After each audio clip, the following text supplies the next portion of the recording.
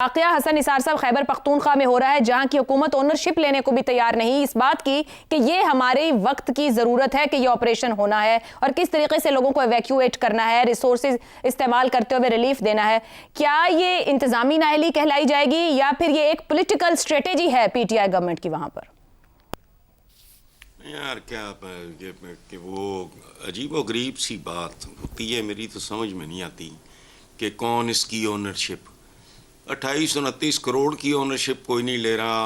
आप किधर वो क्या था प्लाजा प्लूजा कराची का, एक ये रोज़ एक तमाशा सा आ जाता है, देखें बाय ओनली 13, इस तरह बात समझ नहीं, मैक्रो लेवल पे ज़रा मेरे जैसे बंदे को समझ नहीं आती। एक बड़ा मशहूर मिसरा है, दोनों तरफ है आग बराबर लगी हुई। हमने इसको प्रमोट कर दिया है, चारों तरफ है आग बराबर लगी हुई। इसको और तरीके से, मैं और तरीके से देखता हूँ, मुकम्मल तौर पे उफ़की और अमूदी, उफ़की और अमूदी इंतशार का शिकार माशरा मुख्तलिफ लेवल्स पर इसी तरह के शाहकार मसलसल पेश कर रहा है। बज़ाहिर वो बिल्कुल आपको एक जैसे नज़र नहीं आएंगे जैसे सगे माँ बाप की औलाद में मुमासलत बाज़ोक़ात नहीं होती। अच्छा, पेश कर सकता है और कर रहा है। यहाँ एक चीज़ प्लीज़ समझ लें, कौम कौम कौम, इंतशार और इत्तेहाद का एक फ़र्क। मैं आपको एक शेर सुनाता हूँ। हाथों में हाथ पकड़े हुए यूं खड़े थे दोस्त, दरिया को भी गुजरने का रास्ता नहीं मिला। यहाँ तो अभी ड्रामे लगते हैं। एक पेज पे है कौन? असेंबली में जो बैठा है उसके साथ, वो एक पेज पे नहीं है। एक जमात में लोग एक पेज पे नहीं है। अच्छा, तो ऐसे माहौल में जिम्मेदार का तयन करना मेरे जैसे बंदे का तो बस का बात नहीं है। ये शाहजाद साहब ने अपने जवाब में नीयत और नीयतों दो ये लफ्ज़ इस्तेमाल किए। बात यहाँ ख़त्म हो जाती है, बाकी सब कुछ मोर ओवर है। ये मनशियात की फैक्ट्रियों से लेके डकैतियों तक, चोरियों तक, मिलावट तक, ये करोड़ चेहरा एक डायन है। आखिरी बात प्लीज़, वो आपने 2-3 दफ़ा रिपीट किया है तो मुझे बुरी लगी है। जी और अच्छा बुरा लगना किसी बात का मेरा हक है। रियासत और सियासत को आप अलग-अलग कैसे देख सकती हैं? ये तो रूह और बदन वाला मामला होता है। ये तो लाखों साल पहले भी होती थी। रियासत जब तक नहीं हुई थी, नेशन स्टेट का तस्वुर नहीं भी था, तो होती थी। कैसे, how can you separate both of them?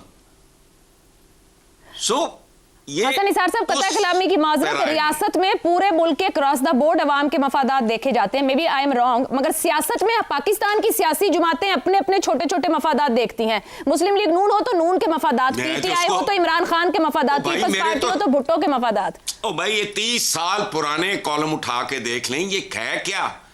हद हो गई यार। आप कल की आगे पीटीआई, पहले कौन थे ये लोग? कौन थे? नून लीग पीपल्स पार्टी के जमाने में, याद है? बिल्कुल सर। अगर मैं गर्क कर दूं, मैं इसको तड़ियां निकाल लूं, तो कोई नई बात है? नहीं, यही तो कह रहे हैं। क्यों इसको पकड़ रहे हो आप? ये डे वन से है आपके यहाँ। ठीक हो गया। एक खास तरह का तबका है जो 1857 के बाद पैदा हुआ। Agree, totally agreed. बस आमिर अहमद साहब वजीर आला खैबर पख्तूनख्वा कहते हैं कि बंद कमरों में होने वाले फैसलों के खिलाफ खड़े हैं और वो इसी बात पर कह रहे हैं कि वो एहतजाजी सियासत का रवैया इख्तियार करते भी दिखाई देते हैं। 2008 से 13 के दौरान जब ऑपरेशंस हुए तो हुकूमतें, यानी कि वो वफाक हो या सूबाई हो, वो एक पेज पर रहीं और ऑपरेशंस को सियासी मकासद के लिए इस्तेमाल नहीं किया गया, बल्कि दहशत गर्दी को कंट्रोल किया गया। मगर हम पिछले 4-5 साल से इस एक मामले पर कि टेररिज्म को और खासतौर पर खैबर पख्तूनख्वा और क्रॉस बॉर्डर होने वाले टेररिज्म को कैसे हैंडल करना है, एक बयानिए पर नहीं आ सके। आपके ख्याल में इसका हल क्या है जब सूबा और वफाक इतने अहम मामले पर, जहां रियासत उसको हैंडल कर रही है, एक बयानिया बनाने की कोशिश में, ये कॉन्फ्लिक्ट हमें क्या देगा? कुछ तो चीज बहुत ही, एक आप सब लोगों की बातों से भी और वैसे भी सूरत हाल के अंदर से भी एक चीज तो बहुत ही वाज़े हो गई है ना, कि इस दहशतगर्दी के खिलाफ जो पाकिस्तान की जंग है, उसके अंदर जो हकीकी मैदान जंग है वो 13 नहीं है आयशा। वो तो एक वक्ती मार्के होते हैं जो कभी सवात में हमें नजर आते हैं, कभी बाजौड़ में नजर आते हैं, कभी वो आजकल तीरा में नजर आ रहे हैं, कभी वो पेशावर तक वो पहुंच जाते हैं। जो असल मैदान जंग है वो सियासी कश्मकश है जो कि इस वक्त वफाक और सूबों के अंदर जारी है। और जब आप जिम्मेदारी उसके जाहिर है कि वो उस कश्मकश का नतीजा है। ये आप जिसको हम लोग कहते हैं ना कि ये इंतजामी प्रॉब्लम्स हैं कि उन लोगों को सही संभाला नहीं गया और उनका ख्याल नहीं रखा जा रहा और वो ख्वार हो रहे हैं, बड़े बड़े मौसम के अंदर भी बड़ी मुश्किलात उठा रहे हैं। ये सारे ये सिर्फ इंतजामी नाअहली नहीं है, ये बराह रास्त एक और अनअवॉइडेबल नतीजा है उसका कश्मकश का जो इस वक्त वफाकी और सूबाई हुकूमतों के बीच में जारी है।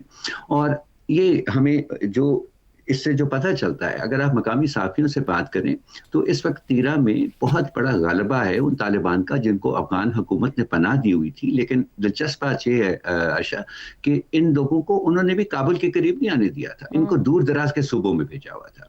और वहाँ वो अपनी गुमनामी की जिंदगी में, अपनी बेमानी सी जिंदगी से तंग आकर वो वापस उन्होंने पाकिस्तान का रुख किया और तीरा जैसी जगह पर उन्होंने, जो कि निस्बतन आसान है उनके लिए, वहां पर अपने कदम जमा किए।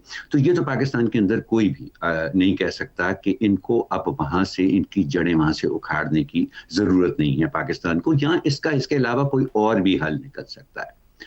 तो अगर इसका कोई और हल नहीं है तो क्या वजह है कि ये मामला जो है वो इस कश्मकश की नज़र हो रहा है जो सूबाई और वफाकी हुकूमत के बीच में जारी है। देखें, कई दफ़ा जब आप किसी के सहर में मुब्तला हो जाते हैं ना, तो उसमें आपको, हमने तो दूसरी जमात में ये पढ़ा था ना, ये लेसन के जिसके अंदर वो जिस शाख पर आप बैठे हुए उसको आप काटना शुरू करते हैं तो उसका अंजाम क्या होता है उसका हमें पता चल गया था। तो उनको ये समझिए, सुबह वफाकी हुकूमत को भी इस बात की समझ नहीं आ रही कि अब ये ब्लेम गेम ज़्यादा देर तक नहीं चल सकती। मैं कहता हूँ, फर्ज करिए आशा, थोड़ी देर के लिए आप मान लीजिए कि तमाम तर कसूर सूबाई हुकूमत का है, तो क्या इसका मतलब ये है कि वफाकी हुकूमत बिल्कुल बरी ज़िम्मा है इससे? बिल्कुल नहीं। वो वफाक की हुकूमत है, उसकी जिम्मेदारी है कि अगर कहीं पे मामला सियासी उलझाव का शिकार हुआ है तो उसको भी वो सुलझाए। आपको मैं एक एग्जांपल देता हूँ। पाकिस्तान के अंदर एक इदारा है, आईनी इदारा है, काउंसिल ऑफ कॉमन इंटरेस्ट का। उसके अंदर प्रोविंशियल अफेयर्स भी आते हैं, सिक्योरिटी मैटर्स भी आते हैं। आइन आपको पाबंद करता है कि हर 90 रोज के बाद एक इजलास उस इदारे का जरूरी है। आपको पता है कि उसका आखिरी इजलास जो है वो अप्रैल 2025 में हुआ है, साल भर आने को हुआ है। अब ये कहते हैं ना कि हमसे बात नहीं करते, आप उनको फोर्स कर सकते हैं, आप बुलाए इजलास, उसके ऊपर कौन आपका सूबाई वजीर आला जो है इनकार कर सकता है, क्योंकि इस इदारे का मेंबर है और उसकी आईनी जिम्मेदारी है वहां पर आने की। तो अब ये अभी तक ये मामला, ये नियत और नियतों की बात हुई है तो ये हमारे सारे दोस्तों ने की है। ये अब इस बदनीति, ये जो हमें नजर आ रही है सारे मामले के उलझे रहने में, वो ज्यादा देर तक चल नहीं सकती है। अब वफाकी हुकूमत को चाहिए कि वो अगर नहीं सूबाई हुकूमत कुछ कर रही है तो इस मामले को फोर्स करे। अब ये ब्लेम एक दूसरे को इल्जाम तराशी से ना, ये वो पुराना खेल जो है ये अब नहीं चल सकता, क्योंकि ग्राउंड रियलिटी इतनी खतरनाक हो चुकी है कि अगर उसे ना निपटा गया, सवात में आपको ऑपरेशन करना पड़ा था ना। आप 2 साल तक डिनाई करते रहे कि वहां पे कुछ नहीं हो रहा, वहां तालिबान का कंट्रोल नहीं है, आखिरकार वहां पर ऑपरेशन करना पड़ा ना। तो इन हालात को मद्देनजर रखें, थोड़ा सा होश के नाखुन लें और एक दूसरे के साथ मिल बैठकर इसका कोई हल निकालें। Very valid